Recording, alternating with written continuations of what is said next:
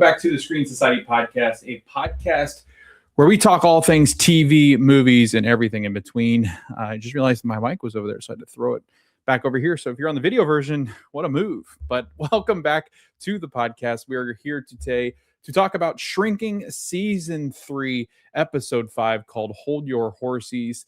And this was a really good episode, I thought. I had to go back and watch it a second time because I think I missed on some of the different things that were being said the first time through. And I'm excited because I feel that they've really laid the groundwork for some of the things that are getting ready to come as far as our characters are concerned. And I think that we got some answers as to why certain characters are acting the way that they are. And I think they are now very self-aware of the reasons they are acting this way. So we're going to dive into every single one of the characters that we had in this episode because I feel that there is a really good explanation in behind why they are motivated the way that they are. But welcome back into the podcast. We again are covering Shrinking over on Apple TV Plus. This episode, like I said, aired back last week. So that would have been February 25th, which was a Wednesday. And we're going to talk a little bit about where I think this show is starting to head. And then we're going to talk a little bit about, there was a article that was released from Bill Lawrence that I think is a nice piece to supplement maybe what's happening as far as storylines are concerned. I've got some predictions now that I have watched this episode, and we're getting closer and closer to kind of the falling action of this season. I think there are 12 episodes. I meant to pull up IMDb real quick just because I want to make sure that we get who directed and such, but also I want to check how many episodes we're in. I think we had 12 episodes of this show, but I want to just confirm. So there's 11 slated episodes. The finale of season 3 will be on April 8th, which is a Wednesday. But this episode was called Hold Your Horsies, and it was directed by Randall Keenan Winston, the writers Sophie Selig and Sasha Garin. And the synopsis: Jimmy and Meg bond through their shared affection for Paul. Gaby weighs her relationship with Derek number 2. Marisol encourages Sean and Alice to step outside of their comfort zones. And this episode opens up with Liz struggling with the fact that her son Matthew, her and Derek's son Matthew, had overheard a conversation between Liz and Brian about Matthew being an asshole, and that she was disappointed in the way that he turned out. And we talked about this last episode on the podcast where we were discussing that I think parents oftentimes reflect back on raising children and do realize there are moments where they maybe have been disappointed in the way that they're not necessarily disappointed in the way they raised their kid, but more disappointed in the fact that things didn't go exactly as planned. But as a human being, I think it's just not fair. And I'm not somebody that's raising a child, but people that have children, parents probably understand this more so than people that don't have kids. But I think it's pretty common that I've seen with friends that have kids, and just talking to my own parents and parents of some of my friends, is that parenting isn't always going to go exactly how you planned it. Oftentimes, most of the times, it doesn't go as you planned it. But as humans, you adjust, you make changes, you correct things when they're wrong, you maybe celebrate in the things that you do as a parent. But it's never going to be perfect, and nothing's ever perfect. So I think it's crazy to think that you can raise a kid perfectly. There are going to be challenges. Kids will be kids will be kids. They will disappoint. They will bring you overriding joy. They will bring you all sorts of different things. And to think that they won't have moments of weaknesses or challenges or things like that, just not expecting to raise a human at that point. And I think that that's what this show does so well, is it acknowledges the fact that, parenting is so hard, probably the most challenging thing that people will ever do. And I think that you have to give yourself a lot of leeway and grace, because I don't think that parents necessarily do at times. And I think when you're in the situation, and you're never out of that situation, right? I mean, barring any kind of crazy, awful circumstances, you're never you're never kidless again. Like once you have a child, they're your child throughout their whole life. So no matter how old you are, whether your parents are 80 or 90 and you're 40 and 50, like they're still that is still your child. And you're yes, they are an adult. Yes, they are living their own lives, but they still do uh rely heavily on parental advice and just going through life because again it's just the experiences that a parent has over a child is that they've been through these situations. They try their best to give parental advice and sometimes that doesn't work and sometimes life can get in the way. So that's what this episode starts out with is Liz and Derek reeling from the fact that Matthew has not really found his footing as an adult. I think he's 25 is what we learned in last episode. And as a 25-year-old though, I mean, I was still working for minimum wage at 25. I think there's this really high expectation coming out of college to get a job. There's a lot of pressure on 25-year-olds to figure out what life is. I'm 33 years old and I'm still learning every single day of what life truly is. And I didn't find what I truly, and I'm, who knows what's going to happen in the next coming years. But your career is always changing, your mind's always changing, you're always growing, your friend groups are always changing. I mean, you never really stop growing. And I think that's what is so great about humans is that no matter how old you are, you always have room to grow in different areas. And I think that that's what is exciting about life. That's why life is never boring for me, is because I always have moments where I feel I can be better, or I can do things better, or I can have more fun if I do this and that. I get into more hobbies and different things that interest me. And I think the older you get, the less aware you are of what other people think of your hobbies and everything else like that. So it just becomes what you want to do, which is a really cool part of being an adult. But also, I think it comes with consequences, obviously, and you learn different things. And as a result of different things, you move on from different people. And in this situation, Liz and Derek have raised this kid to be hopefully a good adult and be able to go through life without the challenges and struggles. And I think it's hard for a parent, especially as people become adults, is that you try to take those training wheels off when they're in high school. Probably middle school, high school is when you start to take those real training wheels off and let the kids kind of go through life and experience challenges and work through challenges and make themselves better. And I think that happens at an early age. So when a person reaches 25 and they still have not figured life out at all, really, you would be concerned as a parent and you want to try to help, and they overextend themselves to try to help. We've realized that they still very much nurture the 25-year-old as if he's 16 or 17 years old, still trying to walk him through life and hold his hand. But as an adult, you need that independence where you figure out how to get through life's challenges. You can't always rely on your parents to get you through tough situations. I love what Paul says in this episode. He says something along the lines of everybody needs a disruption in life. And I think that is perfectly said, because if life was just easy and you went through life without any kind of disruptions, do you ever truly learn and grow? I think that's Paul's point. And he talks about catalyst, which is more of a scientific term, but also can be used to define a person who a catalyst is a person who is causes reaction when entering into someone's life. And in this case, Paul is talking to Sean later on in this episode when he's sitting on the couch and he's going through his therapy session with Paul. Sean admits to the fact that he just seems like he's always trying to hide from things and really tries to nitpick his relationships and situations that he's in, that he's very happy, but he's always trying to get out of things. And he doesn't want to give 100% into a relationship because he's always afraid he's going to get hurt or something bad's going to happen. And that is a running theme with every single one of the characters in this episode. And so we'll talk about each of them because I think it's better we show those kind of parallels character by character rather than go scene by scene, especially in this episode because of how strong this theme was running throughout it. So like I said, Matthew is not doing well. He's 25-year-old. He's pissed off at his mom and dad because he had overheard them say basically he's a disappointment and an asshole, and he's not empathetic or anything else like that. He's very whiny.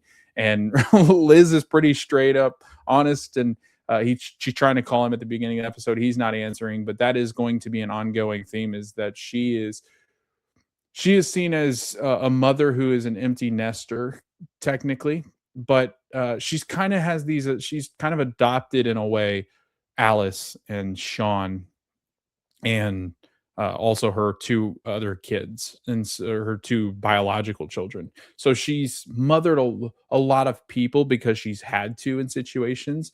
And we even get reference to that when she's talking a little bit about what Sean is to her, and that he's more of the son that she.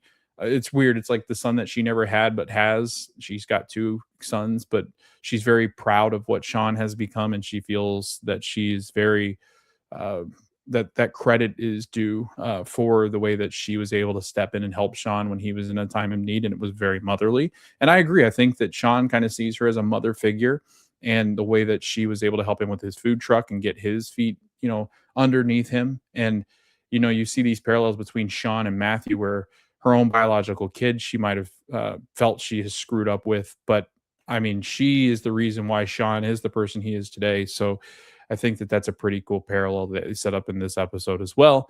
And we even get more into how Sean is coping with things coming out of serving in the military, having PTSD. I think is a real thing. He's got anger issues that we saw way back in the first season that he's worked his way through, and he's not really had any kind of crazy episodes with anger for a long. I think it was the first season. I think it was like the last couple episodes when I think he ends up punching someone, or if I can remember correctly, but he hasn't had episodes since then. So I would say that Liz is doing fine. I think Liz is doing well as a parent, whether that, and Matthew, again, you can only help your kids so much. You can only provide them so much. And at the end of the day, it's going to be their lives and how they, as an adult, they are the ones that are going to have to step up and do the things that they need to do to be successful. And you can't always be there to help them along. So that's pretty much the ongoing theme with Derek and Liz through this one, Derek 1. And I don't think we really see much of Liz does talk to Gaby, and Liz is very much like the mother of the group. She's always given advice to Gaby about, don't mess this up with your boyfriend, Derek. And she's talking to Brian about being a parent and being a mother, or being a parent figure. And I think with Charlie and with Brian, I think that they are learning to become new parents. And there are a lot of struggles with being a new parent. And Liz is always there to kind of be that navigational buoy that really helps those two through being a parent for the first time. And even though she can be overbearing at times, I think Liz has all the right intentions of helping out. And she is very motherly in what she does. I mean, I would say besides Paul, she mothers everybody in this show. So I would say that Liz is very good at what she does. And I think that Matthew is kind of the one-off, that he's just not quite found his footing yet. Let's talk a little bit about the next scene, because this sets up a lot of different things. So Marisol and Sean are making out in the backyard, and Derek and Liz go out and see him, and they're so proud of him and the way that he's reconciled things with Marisol. And Derek makes a really awkward comment about loving to see biracial couples making out and being in love, which was a really weird comment. And he goes, I tried to keep it cool, but that wasn't cool, was it? And Liz is like, no, that was the opposite of cool. I don't know what the hell that was, which is so funny. Derek has these moments where he just spews stuff and it's just like, what were you thinking? Think before you speak, Derek. But he provides so much comedic relief when it's needed, and continues to do that with a group of friends as he helps everybody out in this episode as well.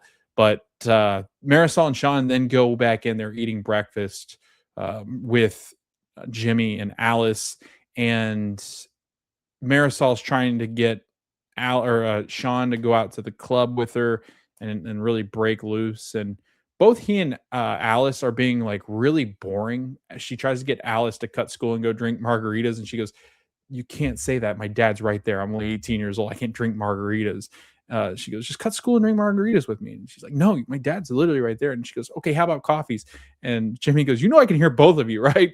And so, yeah, I think it's just funny because she's talking about cutting school, even if, and Alice is like, no, I've got a Renaissance era exam that I have to take in school, and I'm great at the Renaissance era. It just shows that Sean and Sean's like, I've got to work. I don't have time to go out and do anything like that, like clubbing and letting loose like I used to and getting into trouble like I used to. And Marisol's like, she kind of turns to Jimmy's like, what the hell? You've raised some really boring ass people. And Jimmy's like, I've tried, man. I'm a fuck up as it is. And he says that, and he's like, I fucked up a lot of different things. And maybe I thought they were just going to follow in my path, but none of them did. And so that was interesting. Like the contrast between what Jimmy felt like he went through when he lost Tia, which he did. He spiraled out of control, but he really exiled everybody. And then you've got him dealing with his grief like that. So he considers himself, he's just spiraling. Jimmy is not a constant for a lot of people as he's been dealing with Tia's death. Whereas Alice and Sean, the way that they've dealt with their trauma has been to, and this is a way that I think is pretty normal for people when they're dealing with trauma. I think what a lot of people will tend to do, especially when it's something that truly hurt them, they will try to avoid the world because they feel if they can shelter themselves from anything bad happening, then nothing bad can ever happen again, which is totally not the truth.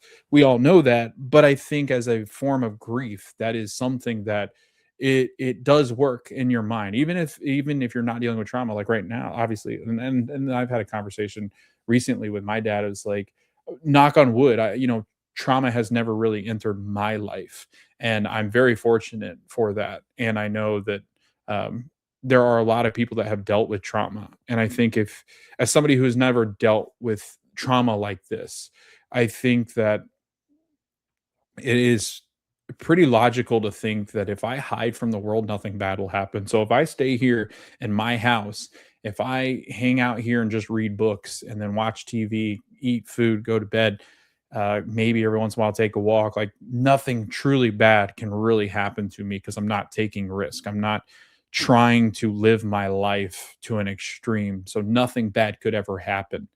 But that's not true. There's so many outside factors or even internal factors that can really shake somebody up. And I think that is something that when you're dealing with trauma or grief, you internalize this idea of, if I just stay away from the world can't hurt me. So if I hide and they can't find me, then how are they ever going to hurt me? Which is it's a horrible way to think, but it is a defense mechanism, I think, for a lot of people who are suffering through trauma and dealing with a lot of grief. So we get a whole episode of Alice and Sean just playing it safe. Finally, they decide that they will go clubbing, and Sean and Alice are like, what's wrong with us? Like, we need to go live life. And they decide, you know what, fine. And this is after Sean has a conversation with Paul, is like, you got to put yourself back out there eventually. You've already put yourself back out there with Marisol, but now it's time to move even further past what you were going through with your PTSD, with your father and your parents being pretty much absentee in your life. And you always feel a sense of abandonment, and you're struggling with grief, and also the anger that's built up because of your grief. Just let loose every once in a while. Like, just let loose. And that doesn't mean go and get slammed or like do drugs or, start getting tattoos on your forehead. Like, that's not what that, like, letting loose means. Just let yourself live life and enjoy it, because you're not around very long. And the longer that you sit and think about these things that could go wrong is when things will go wrong, and you're not enjoying life and living life to the fullest. And there are people like Tia whose life have been taken, or people that are struggling with cancer, or who can't live life as they want to live it. And you are a healthy person that could be living their life. And so you got to think about, what if you weren't able to live your life? Those people probably wish that they could live their life to the fullest, but you're sitting here sulking on what you think is so much, and it's a lot of I would say it's a lot of self-infliction of what Sean has is very he and then also Alice somewhat too. Like I think they feel themselves to be the victim of what happened to them, and that has also sheltered them some. Whereas, Sean and Alice are not the victims. They are very much the survivor of things. And I think there's a difference between those two things. So that is a constant running theme. When they do go to the club, they later on in the episode go to the club. They're going to let loose. They're going to go to this warehouse party. It's like $40 cover charge, which I'm assuming it's going to be this huge like rave type of party, and it is. We do get clips of them finally letting loose eventually, but before they do, it's $40 to get in, and they're like, I don't have any cash, which is funny. Nobody has cash anymore, but they're like, it's cash, $40 each person to get in for a cover charge. So they got to work, and there's so the guy that works with Sean, there is Sean, and then there is Alice's friend, the redhead. I forget her name. You've got Marisol. So that's what 40. That's $200 that they need to make, and they're in the food truck. They drive over the food truck. They get out. They're like, "We smell like shrimp," and Sean's like, "Well, then that's good. Go dance with somebody that's hungry," which was a really good line. But yes, they start to work in the food truck to make the money that they need to pay the cover charge, and they finally make enough money to do so. It's a Friday night, and as they're getting ready to get into the club, get in the line to get into the club to pay the cover charge, Sean stays behind, and Marisol's like, "What are you doing?" And he's like, "Well, I think it's Friday, so this is normally when I work. This is normally when I'm most busy, so I need to work." And she goes, "Whatever. Like I'm tired of trying to get you to just let loose again." And she's annoyed, right? So she walks off with the rest of the group, and Alice kind of is looking at him like, "What's wrong with you? Like, come on, let's go." Like Alice is ready to go clubbing. She then comes back out after a little bit, and Sean is done serving because everybody's in the club at this point, and Sean's done serving. He's sitting down on he's got the back door open. He's sitting down on like a ledge of the back of the trailer there. And she says, what's wrong with us? Like, what's wrong with you? Like, what's wrong with us? Like, what are we doing? And it's an admission of the fact that, or an admittance of the fact that they are both dealing with things, and Alice is very much the voice of reason for Sean, because I think they both know, and she uses the point of, remember that time when you lived with us when I went to kiss you? It wasn't because I was attracted to you, it's because it was almost the feeling of finally letting herself live life. It wasn't like, yes, she cared about him, but not in that way. But it was very much a moment of her being able to use that to kind of propel herself forward, and not forget, but start to live life a little bit. And she said that we all kind of need that in our lives, where we deal with trauma, and everybody deals with trauma in different ways, and everybody's is different, and we've been through a lot of shit together, and we've been through a lot of shit on our own. And when stuff like that happens, sometimes we just need to force ourselves into the next part, the next chapter, moving on into the next section of life, because we can't always be stuck in the past. And sometimes that past can be very harmful to us because of what we've experienced as human beings. And I thought it was a beautiful way to really cement how they were going to write these characters going forward, because I think Alice and Sean have been playing it safe. Now, I do wonder, is going to have the adverse effect with Sean, because Sean does have moments where he's gotten violent, where he's gotten angry, where he might have made some decisions that he's not proud of. So I do think that there is a little bit less awareness from Alice of the fact that, like, the adverse effect for her has been to shut down and like maybe drink and maybe get into some drugs usage. But like Sean has fully attacked people because of what he has seen through PTSD, and he's had these flashes where he's gotten angry because of the PTSD, because he was in the war and has dealt with death in much different ways than Alice has. So his fury is a lot different than what her fury would be. And I think that the way that they would react to things is a lot different. He would go a level above Alice. And I'm not sure Alice has quite thought that through, but her point, I think, was brilliant in the fact that, like, you can't dwell in the past, in the trauma that you have. You have to take that and turn it into something. And to do that, you need to put yourself out there. And that's what she did. She put herself out there and she makes mistakes. Like that's what people do. And I think that that's a nice parallel going back to what Liz and Derek are going through with Matthew. And it ties in nicely to our next character, which is going to focus on Gaby. And Gaby has a really good story arc.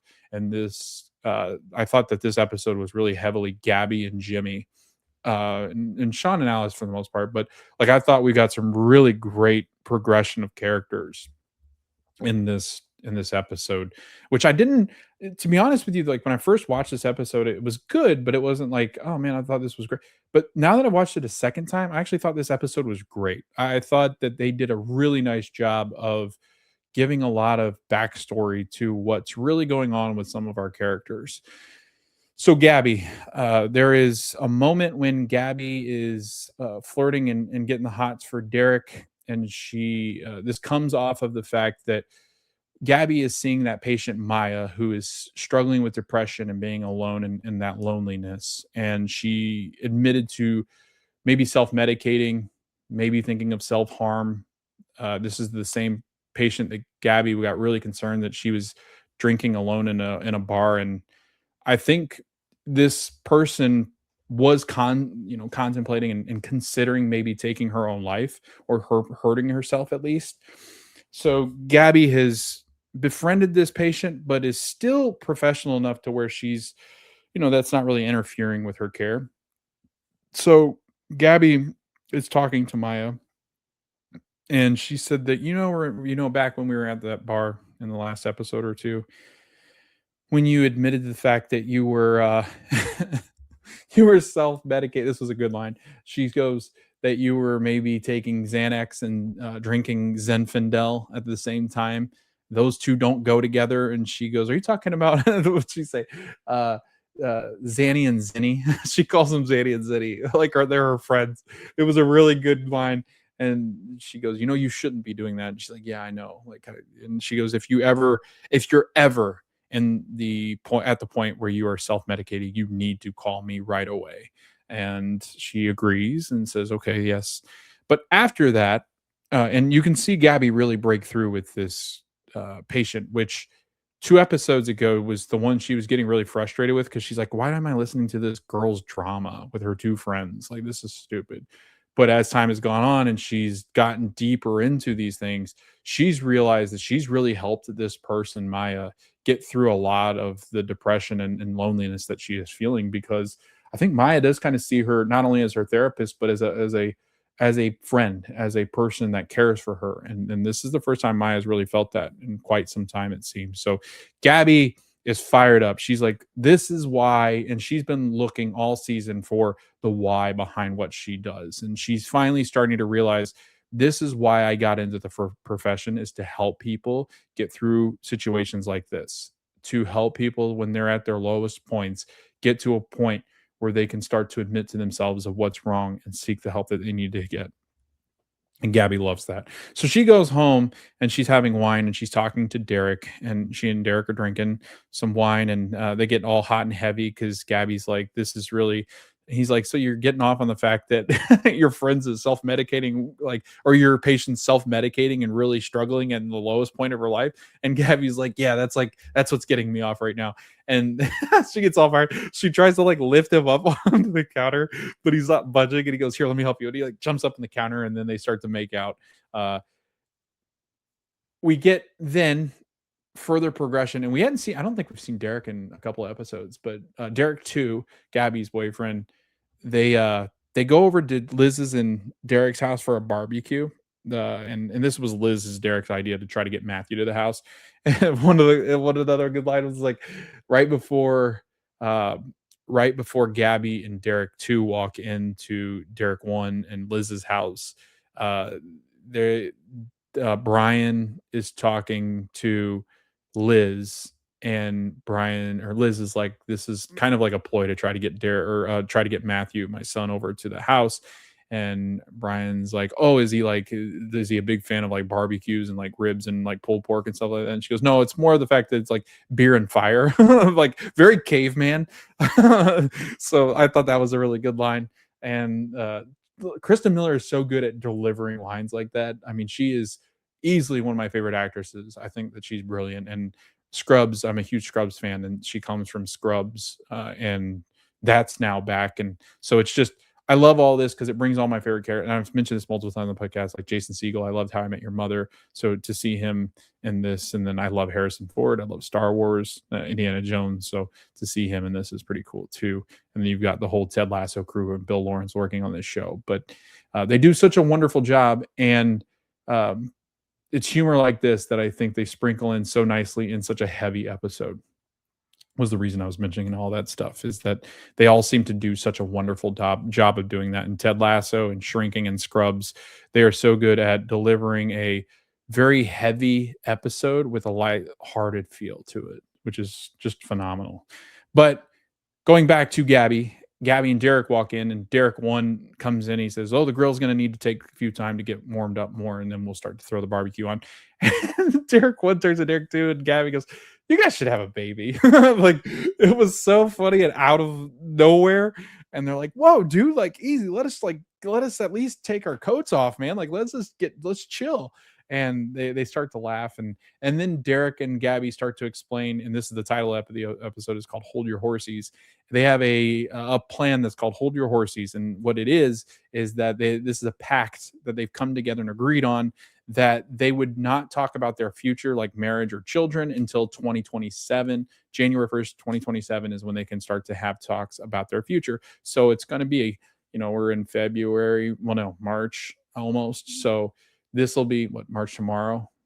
No, today's March 1st. So I think listening to what they're saying is that the fact that they're just avoiding the inevitable of talking about the future, which at that age, I'm assuming they're upwards of 30 or like 35-ish, 40 probably. They're probably in their 40s at this point. I think that them delaying this is very interesting, because it presents the fact that this can ruin a relationship when you're at their age and you can't talk about what the future holds. That's a red flag for a lot of people. And it's not Derek too that is trying to avoid the future. I think he agreed that he wouldn't because it freaked Gaby out. And we've learned that Gaby, I would say, and I was thinking this through this episode, I would say that Gaby is the one struggling the most still with Tia's. Like, obviously Jimmy's gonna struggle with it still, but like Gaby is really going through it because of her loss of her best friend Tia. And so I think a lot of what she is doing is coping with the fact that she doesn't have her best friend anymore. And when she thought life was figured out, it got absolutely crushed. And her friend's gone. She's not happy in her work, that she doesn't feel like life is fulfilling. I think when you experience death like that of a close relative or a loved one, I think taken too early, especially, I think you would get this feeling of, I want to live life to the fullest. And if anything gets in my way where I don't feel like I'm living life to the fullest, I've got to get out of that situation. And I think the job feels like that. Her relationships feel like that. Her friendships and her romantic ones. I think even her relationship with Alice, there's been times where she's been, less willing to go out of her way to try to get past things. And so, again, I think that Gaby is really, really struggling. And this is evident in this episode.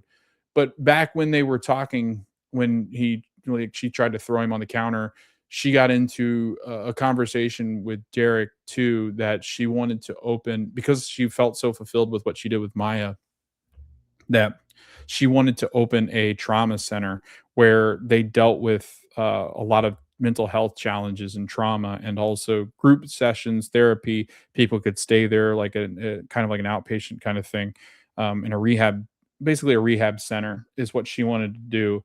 And she wanted to provide resources for people that were struggling with mental health and trauma. And Derek was like, hell yeah, like, do you, like, take the risk, put yourself out there again. This is something that, and I think Derek number 2 saw it as, this is your chance to really move into a new era and chapter in your life and not put out of thought Tia, but put kind of behind you the trauma that you've been experiencing, and moving and putting yourself into this could really help you move on and really try to cope with what's going on in your own life. And I think that's exciting for Derek too. And he was so behind him. He's so supportive, and just I think a wonderful person in Gabby's life. And very self-sabotage is Gaby. And Damon Wayans, he is so good in this show. So I'm hoping he gets more, because I do think, not to give too much away or spoiler away, but I do think that we might be seeing Harrison Ford's character moving on. So we'll see. We'll get into that discussion coming up soon. But Gaby is then taken to what I thought, I think she thinks she's going. I think Derek number one and Derek number two convince her that they're going out for ice cream, but really they're going to check out. There's this old, very dilapidated house. It's going to need a lot of work. That's on the market. And Derek number one has a friend in real estate, and he's like, why don't you come, why don't we see what it's all about? I can work with the guy that is selling the house. And then Derek number two is like, I can find some investors and we can get this business off the ground, because Paul's retiring. You kind of need a plan going forward. And if you're not going to take over his business, if he's not going to sell you the business or whatever it might be, if he's not going to transfer that over to you, why not consider doing this? Like, you were like, live your dreams, do what you want to do. And I think they have the funds to do it. I think it's now assumed that Derek number two works with investors, that he could get money to help Gaby live out and pursue her dreams. And what a guy, right? Like, to go out of your way to help your significant other so much in investing in a business and starting a business, like, unbelievable dedication and commitment to Gaby. And he does it without even hesitating. And so it seems that, and Derek too, you get the idea that he told Derek one to start to kind of set her up on these uh, appointments to go look at buildings to put her new trauma center in that she wanted to start. So Derek number two is like, he's fully committed to Gaby and what she wants in her future. Somebody that I would say is probably ready to settle down and get married, but he's not able to talk about that because they have that pact. Remember, no, hold your horsies pact. And Gaby is freaked out by this. Like, when Derek number two says, I can find you investors, Gaby gives this look of like, oh my gosh, I'm way too deep into this. So she then calls a meeting of the minds. Her mother, I think it's her sister. They are Phyllis, and then I forget the sister's name. They're at Gaby's house. And then Liz is at the house. Julie can't make it. I don't remember if Alice is in the house either. But I think Charlie's there, and it's basically the girls' session with Paul, because Liz has kidnapped Paul again and brought him to like a girls' gossip session, and it was like a girls' night with Paul, and it was great. And Paul had made reference to something like this earlier in the episode, where he said that he got invited to one of Julie's friends' houses, and they all took off their shoes and socks, and it was really weird. He goes, "What freaks walk around with bare feet with strangers and in their house?" And it was a funny joke. But then, like, scenes later, he's again at somebody's house, and he's in this powwow session with the girls, and Gaby's like, all right, mom, you can come to this little powwow session. It's the Covenant of the Rocks, which is Liz's rocks that she had given out to people that she really cared for. But then you have the added characters of like Gaby's sister, Gaby's mom. You also had, I think, again, Charlie is there. And then you had, I forget who else shows up to it, but Julie's not there. And it was just a really funny episode, or sorry, it was a really funny scene, because Paul is totally acting like he's not comfortable with the whole situation, but Paul can 100% pull off girls' night, because Gaby makes reference to the fact that, all right, mom, you can join, but you can't tell any of your really long, boring stories that nobody listens to. And she goes, I don't do that. And she sits down, and then Gaby starts to talk about how she thinks it's going too fast with Derek, and how, how maybe she needs to end it. And, all these things have happened. And then Phyllis, Gabby's mom goes, she goes, "Oh, this reminds me of that one guy one time that I was dating or seeing or something, or friend that I had."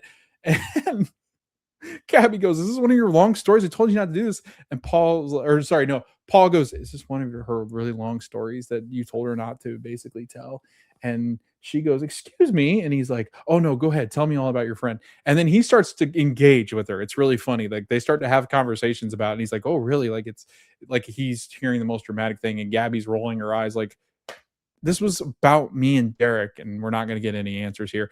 And then it pans over to Liz, and Liz is like looking at her watch as Charlie's like engaged as well as to what Phyllis is saying. It was so good.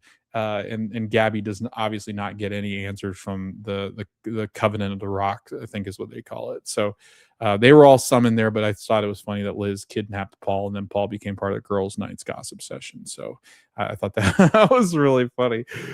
But yes, it was a meeting of the minds, and Gabby did not get any answers. And Gabby starts to have conversations and talks to Paul, and Paul is basically like, you just kind of, and everybody's been like this, but you kind of need to get over yourself. Like everything in your life might feel rattled, but the most stable thing that you have going in it right now is Derek. And she comes to this realization at the end of the episode. She has a conversation and she says, "You know what? We almost broke up today." Derek two's like, "Oh, really?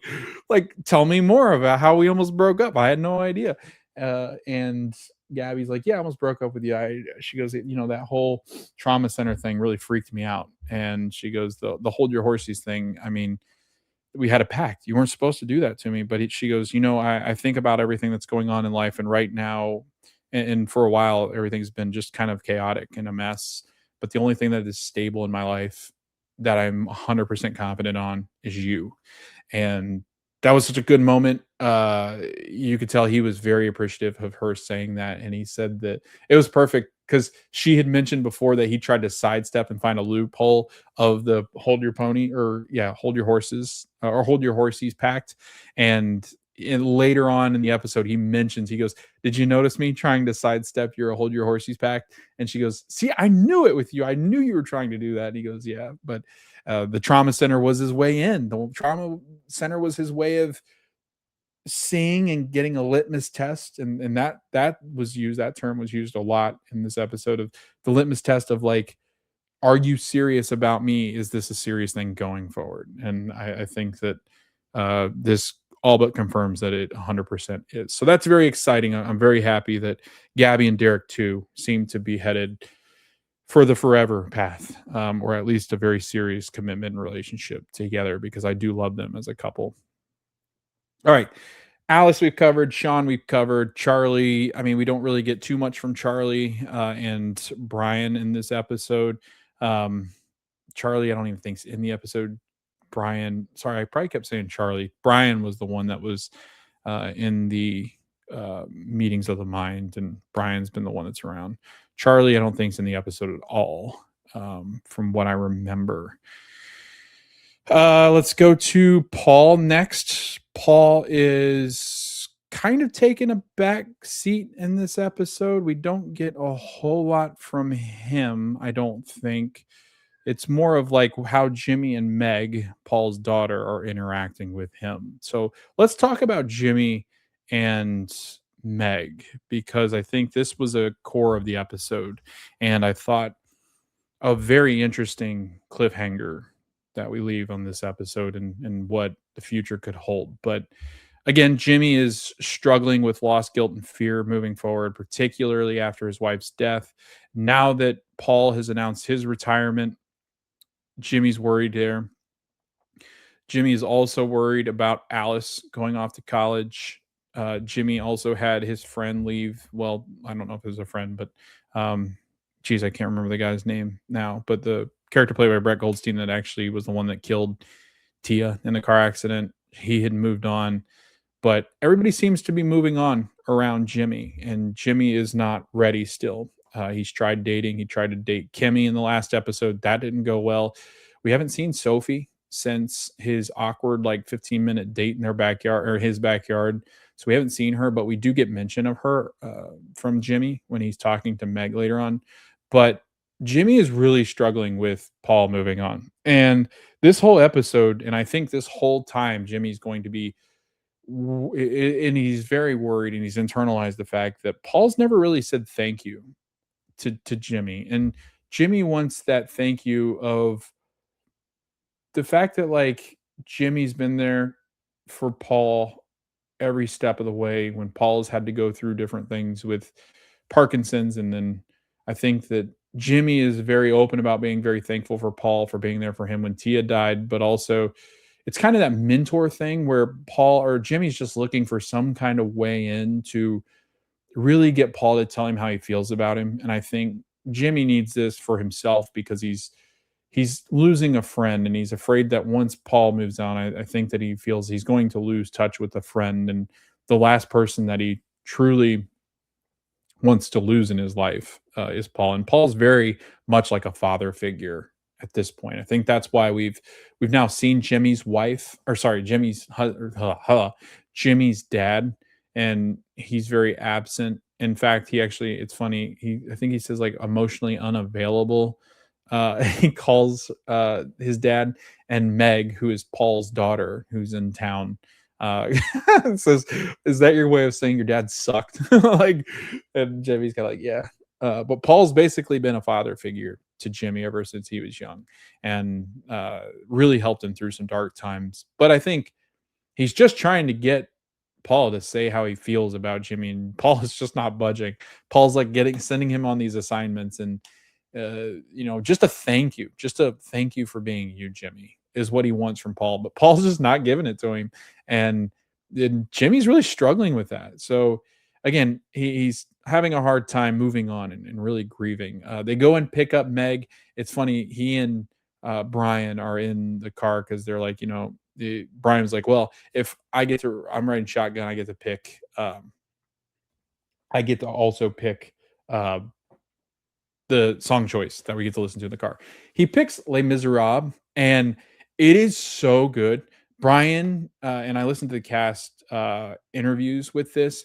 So Brian, who is played by Michael Urie, is a big fan of Les Miserables and musicals, and he goes, "I just need the opportunity to sing it." And so he goes, "I did have to learn it because I didn't know it like memorize it, but I knew enough of it." So he goes, "I was ready for it." And then Jason Segel was like, "Yes, 100%. I'll do it too." So Jason Segel, Jimmy, and Michael Urie, Brian, are singing Les Miserables, and it is I've not seen Les Miserables, so I don't know what song it is, but it's hold on, let me pull it up. I had it in my notes because I was going to talk about like kind of what it meant. Les Miserables as a thematic echo. Les Miserables is all about characters weighed down by their past and moral burdens. Jean Valjean, Javert, and Fatine.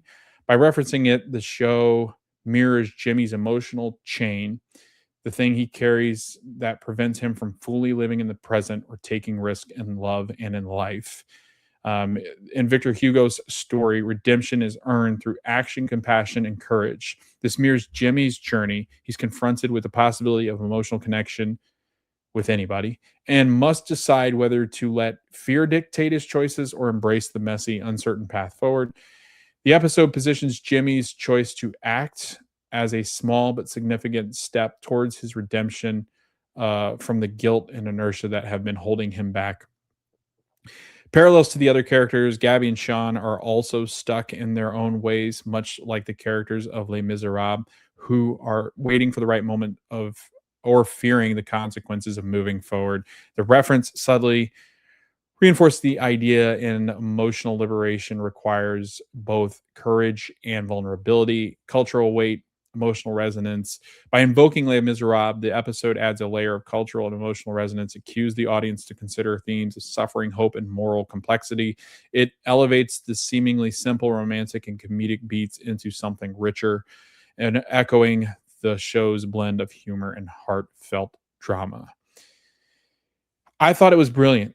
The way that this was broken down to really parallel what the characters are going through in Shrinking with the lyrics and what is happening throughout the Les Miserables play. And story. And I just felt that when I looked up those lyrics, when I wrote down some of those notes, I really liked that it connected in this way. And it was really on in the episode that we saw this. So we really hadn't gotten into what those characters would be going through up until that point. So this was 6 minutes in when they start to sing this. And throughout the episode, Jimmy is trying to get that recognition from Paul, but he's also talking to Meg about what he expects from Paul. And when Paul retires, he loses so much because Paul was like a father to him. And then it's funny because Meg is actually her actual father is Paul, who was very absent in her upbringing.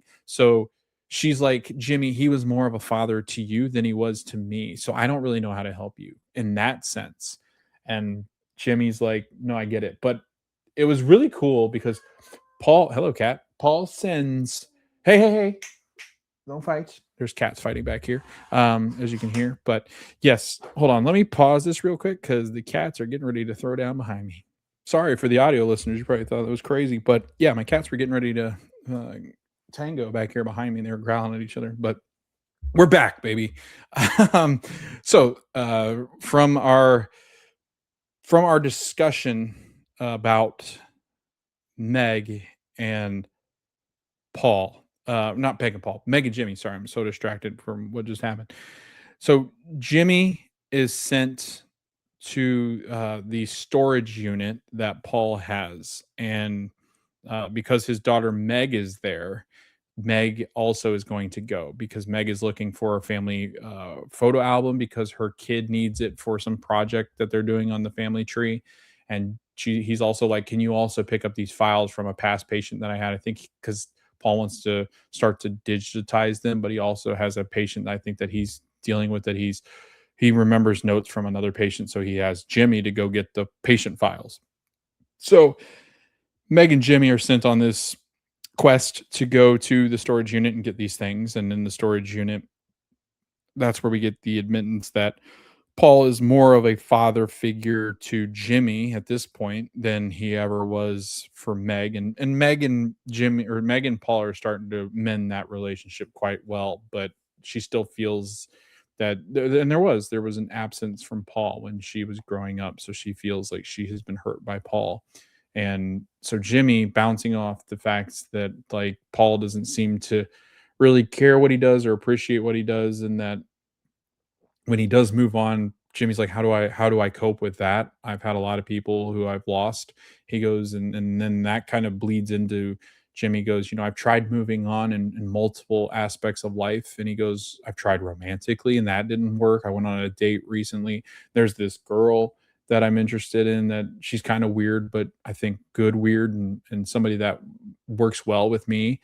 And he goes, I just can't get to the point where I want to see her. And I don't want to move on. And I'm still coping with my wife's death. And I just don't know how to do that. And Meg is great because obviously, and there was a point where like Meg crosses her legs and looks very much like Paul does when he's sitting. And Jimmy goes, well, you even got your legs crossed to get ready to be my therapist. You must have learned it from somebody. And she goes, yeah, I learned it from one of the better ones.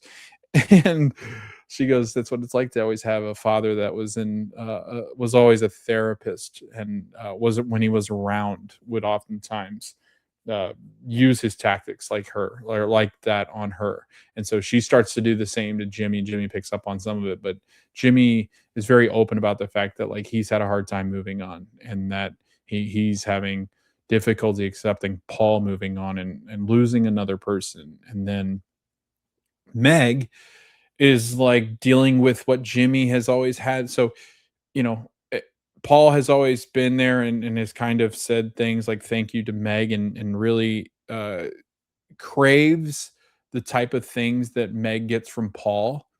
Jimmy is the one that really craves that kind of attention, the kind of attention of like a son, and a real son, and a true blood to Paul. And then the flip opposite, you've got Meg, who's like, I wish I actually did get treatment from Paul like he was my son, like he treats Jimmy. I want him to treat me like that. So it's like this flip opposite of how they treat, or how Paul treats him. The Jimmy wants Jimmy wants Paul to treat him like he treats Meg, and then Meg wants Paul to treat her like he treats Jimmy, if that makes sense. So they're both wanting how the other is treated by Paul, but they're not getting it. And uh, there's just like this really good conversation. It's very deep. And in this too, we also get Meg talking about her marital issues that she's having with her husband, and she said, and Jimmy's like, then what are you out here for exactly? It's not just, you didn't just fly out here for the photos. And she goes, no, actually, I've asked my dad to move back to Connecticut with us to the East Coast. And Paul's like, or sorry, Jimmy's like, Paul would never do that. But there is like this realization of like, shit, he might actually do that. And I think Jimmy starts to realize Paul is like this actually all makes sense now. Like Paul probably is wanting to be, as his life is now, he's now facing the challenges of Parkinson's. I think that Paul sees it now as an opportunity to spend the rest of his life that he has left with his daughter, with her kids, his grandkids. And I think he sees that opportunity, and Julie's willing to do so, then they'll move. And Jimmy doesn't like that, obviously. So Jimmy's going to start to struggle and spiral with that at some point, I'm assuming. And I think that actually might be what is happening in this season of Shrinking. But we'll get to that, because that all ends. There's a great moment in conversation. You can kind of feel there's a little bit of, there's even a point where Jimmy goes, "You kind of like a sister to me. I mean, this is since, Paul treats me like his own son.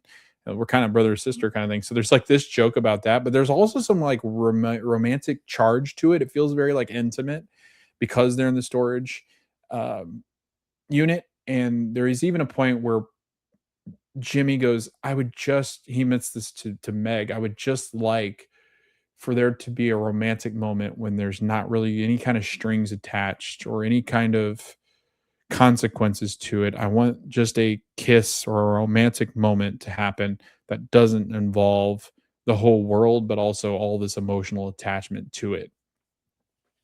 And I think it was foreshadowing this, because at the end of the episode, Meg comes over to Jimmy's house. Jimmy is waiting up for Alice to get back from the club, and Jimmy is cleaning and he has headphones on, and she goes to the front door. He doesn't hear her, so she goes around to the back door, and he's like, "What the hell?"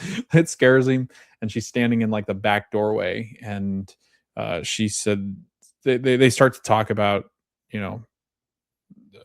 like, I don't even think they talk about much in this situation.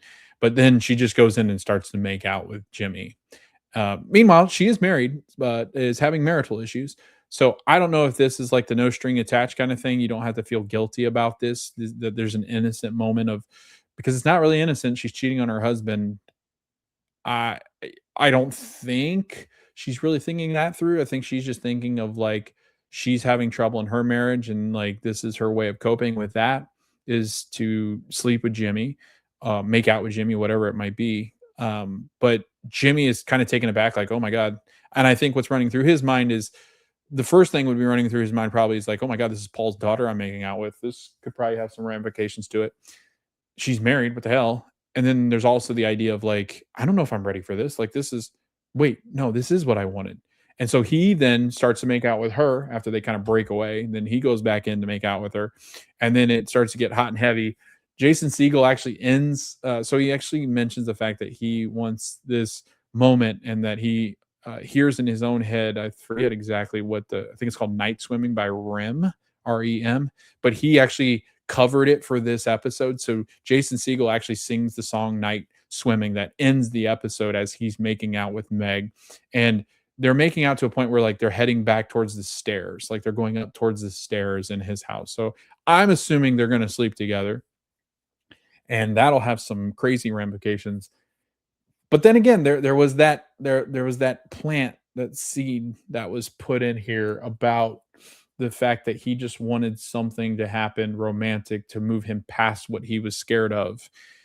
And he just wanted it to not mean nothing, but like just have sex. Like, it was ultimately what it felt like he was saying. I just want to have sex, get it over with, because he feels like that could push him forward, because he's putting himself back out there. But also it mean enough to where it's actually propelling him forward, that he's not just having sex to have sex, that he's moving past the fear of moving past it. So this was a great one. This also parallels the fact that Jimmy was afraid, he was hiding from things, and now that he seems to be having romantic feelings for somebody and moving past something, I think that he's finally ignited his will to want to go on dates, to be romantic with someone.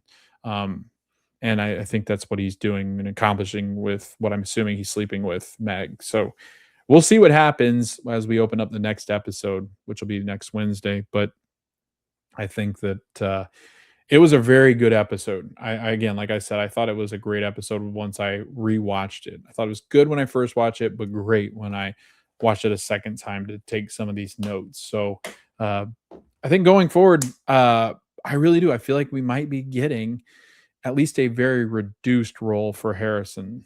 I do feel like maybe because there was an article that was written, Bill Lawrence was talking about Ted Lasso and how he'd seen a lot of these, and I think he even mentioned Shrinking and Ted Lasso together, where he talks about these 3-season character arcs. I don't know if they're talking about maybe moving on from Jimmy and them, but I do wonder what the future looks like for some of these characters in this show. So, for instance, Harrison's old, he's an older person. I do think that he might actually consider moving to Connecticut to be closer to his daughter, and that would be very weird to try to fit them into the show if he moves away. So I think he could leave. I do wonder what happens when Alice goes off to college, because I think she still is going to Wesleyan, which is also East Coast. Maybe they go to the East Coast and maybe they leave Gaby behind. I don't know. Like it's very weird. I think they're in a transitioning part of life. So I would not be shocked if this is kind of a season where we see the end of some character arcs, and then kind of like what Ted Lasso is going through right now, where the some of the core cast comes back, but they kind of go into other stories. So I'll be interested to see how this show progresses throughout the rest of this season, because we've now got, if this was season or 3, episode 5, we've got 6 episodes left, so we're just halfway through now, and it does feel like we're starting to see maybe some of these character arcs maybe not close, but start to wrap up and go a different direction. And then, we could continue a show on with some of the other core cast and crew. So I don't know if that's what's happening. That kind of is what feels like is going on. And I know Bill Lawrence had talked about it in the same ilk as Ted Lasso, because he said that Scrubs was different in the way that he thought about Scrubs, whereas the way that he was thinking and the writers were thinking about Ted Lasso and Shrinking were pretty similar. So I'm interested to see. I don't know if we've got confirmation of what exactly is going to happen, but that's kind of what this feels like. Is I just don't know. I don't know what else you can really do with Harrison's character, but we'll see. Let me know your thoughts in the comments. You can find us over on YouTube. You can drop a comment there, like, subscribe, comment, and let us know if you like the show so far. I love Shrinking. It's still, I think, a very underrated show, and I think people are starting to make their way to it more and more now. But I just really enjoy that we've gotten 3 seasons of this, and that these characters have all really cemented a place in my heart. I really enjoy these characters. So looking forward to seeing how they grow and maybe where the future of this show is headed. You can like, subscribe, and comment over on YouTube. You can also find us anywhere you can find audio podcast, Spotify, and Apple. We are over on socials at the Screen Society Podcast on most of the socials, except for most of the socials. You can search us and find us, but our usernames are all different because Screen Society Podcast was taken on one of them. But it's not a pod. It's very interesting. I had to come up with different usernames. One of them was too long for X. I think Instagram had this, but there's not actually a podcast. So they had just taken the name, but hadn't started anything. So we will link all of our socials down below so you can find them. But we really appreciate the support so far. Like, subscribe, rate us over on any of the podcast platforms. It helps people find us as well. We look forward to talking with you next time when we cover Shrinking, Season 3, Episode 6. We'll see you next time.